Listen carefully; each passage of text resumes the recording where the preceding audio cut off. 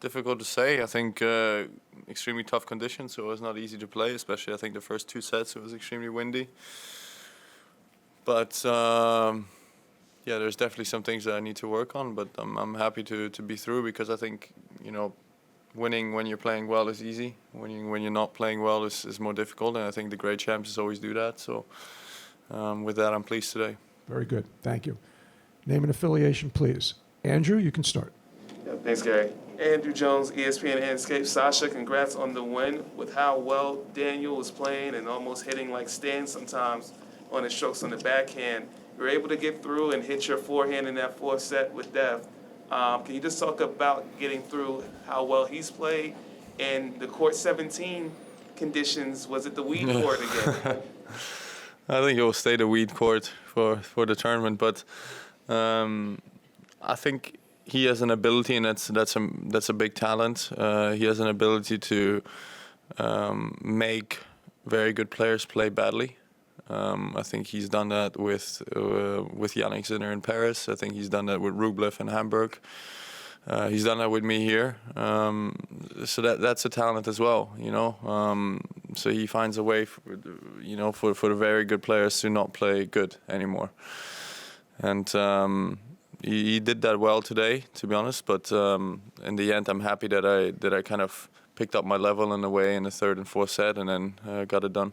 You got Gregor next. You dominated him in Cincinnati in the last few times, 5-1. But you know how tough he can be in any match, any day. So what's your assessment on that one? Yeah, I mean, if he beats Murray in straight sets, I think he's playing well, right? So that speaks for itself in a way.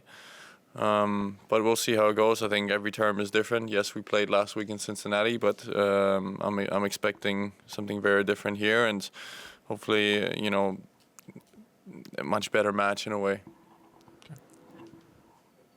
Adesina Koike, a lot of sports talk, USOpen.org. That first set, 3 breaks each, and then you're able to step up in that tie break, and then you had so many other opportunities to break and just never really broke through the next couple of sets.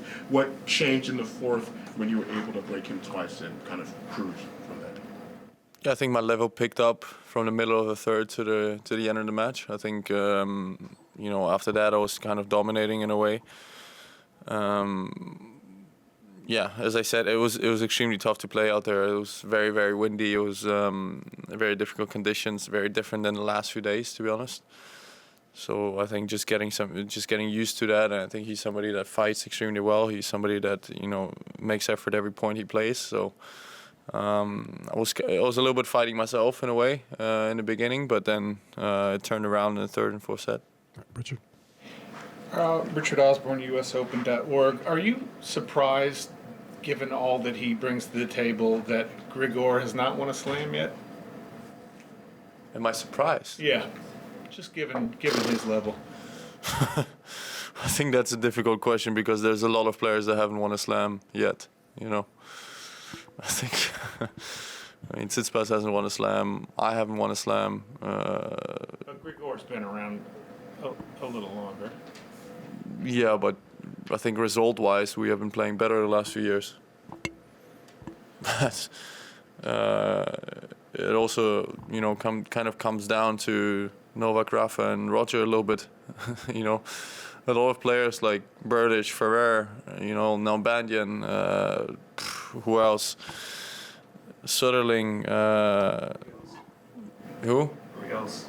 Yeah, I mean, they all haven't won a slam. It's not that easy to win these things, especially when you have 3 guys that really dominated for 20 years. So I'm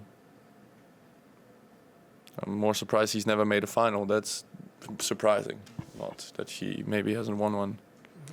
Any other questions in English? But absolutely no disrespect at all, but I think there's a lot of players that haven't won one. Sorry.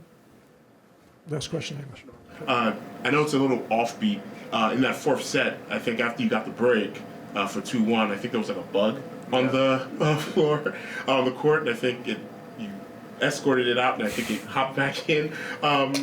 Is it nice to have even those like kind of light-hearted moments? I was very gentle with it, and then the ball boy or ball girl, that I can't remember, wasn't. So it was a little bit funny, but yeah. Okay. It's just a moment in the match, I guess. English. English? Last question. Daniel Altmaier, legendary is Croatia. Sasha, probably most in the media nowadays, stories about Novak and Alcaraz, and this one now not being back. Does this give you perhaps an extra boost that the attention is not so much on you? Maybe you say, oh, these guys forgot about me, but I'm playing great. I think I answered this question last press conference that I had. I think it's very natural for the media to look for a story. And the story right now is Alcaraz and Novak. Last year it was like Rafa against everybody. Then 2021 it was kind of a triangle with Novak, Daniel, and myself. So it's natural for the media to find rivalries. I think, as I said last time, Novak said it very well. I think there's other players that they can play in the draw. There's other players that both of those guys have lost to, and it's disrespectful in a way to talk about the final when your next opponent is still there. So I think both of those guys are not thinking about the final yet. I think both of those guys know that they have their own opponents until there, and we're all here. We're trying to win. But being aware of all this, does it helps you a little bit, perhaps? To be honest, right now I'm in my comeback year. I'm 12 in the world. I'm not 3 in the world. So I think next year is a more reasonable time to talk about that, and maybe the rankings will change as well.